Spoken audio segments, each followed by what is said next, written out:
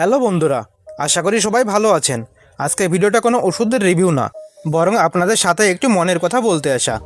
আপনারা যখন ফার্মেসিতে ওষুধ কিনতে আসেন, অনেকেই হয়তো মনে মনে ভাবেন ফার্মেসি ব্যবসায় তো বিশাল লাভ, ওষুধের গায়ে যা দাম লেখা থাকে তার চেয়ে কত কমেই না এরা কেনে। আবার অনেকে এসে বলেন ভাই 10% ডিসকাউন্ট দিতে হবে, পাশের দোকানে তো দেয়। বিশ্বাস করেন ভাই, আজকে একজন ফার্মাসিস্ট হিসাবে আপনাদের কিছু বাস্তব সত্য কথা বলবো, যা হয়তো কোনো দোকানদার আপনাকে বলবে না। প্রথমেই আসি লাভের কথায়। আমাদের দেশের বেশিরভাগই মানসম্মত ওষুধের কোম্পানি আমাদের মাত্র 12% কমিশন দেয়। এখন ভাবুন তো, যেখানে আমাদের কেনাই পড়ে 12% কমে, সেখানে যদি কাস্টমারকে 10% ডিসকাউন্ট দিয়ে দিই, তবে আমাদের হাতে থাকে মাত্র 2%। এই 2% দিয়ে দোকান ভাড়া, কারেন্ট বিল আর আমাদের সংসার চালানো কি আদৌ সম্ভব? বড় বড় দোকানদাররা অনেক বেশি বিক্রি করে বা অনেক টাকা ইনভেস্ট করে বোনাস মাল তুলে এটা ম্যানেজ করতে পারে, কিন্তু আমাদের মতো সাধারণ ব্যবসায়ীদের জন্য এটা একটা অসম লড়াই হয়ে দাঁড়িয়েছে। একটা ছোট্ট উদাহরণ দেই।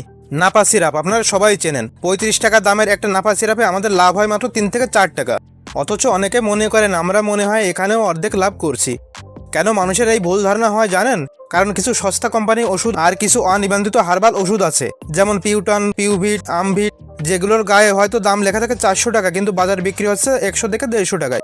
এই ওষুধগুলোই মূলত আমাদের মতো সৎ ব্যবসায়ীদের কপালে অবিশ্বাসের দাগ ফেলে দিচ্ছে। কাস্টমার মনে করে 400 টাকার ওষুধ যদি 150 টাকায় দেয়, তবে এই ওষুধের গায়ে লেখা দাম কেন নেবে? তারা আসলে বোঝে না ভালো কোম্পানির ওষুধের এমআরপি বা গায়ের দামের গুরুত্ব কতটা।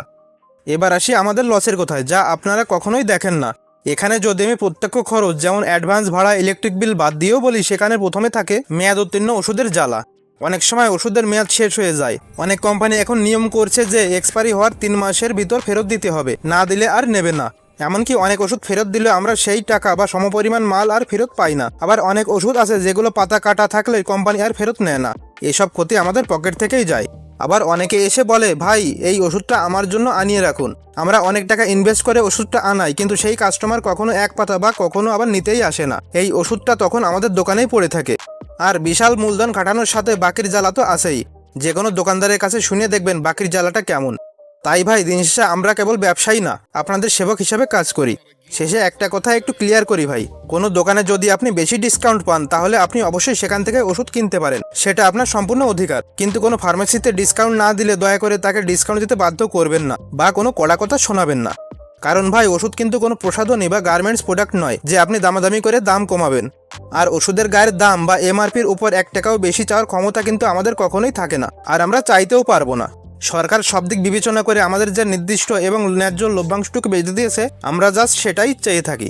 তাই পরের বার যখন কোনো ফার্মাসিতে যাবেন, অন্তত এই বাস্তব দিকগুলো একবার ভেবে দেখবেন। সবাই সুস্থ থাকুন, ভালো থাকুন এবং সাবস্ক্রাইব করে সাথে থাকুন। দেখা হবে পরবর্তী ভিডিওতে। ধন্যবাদ।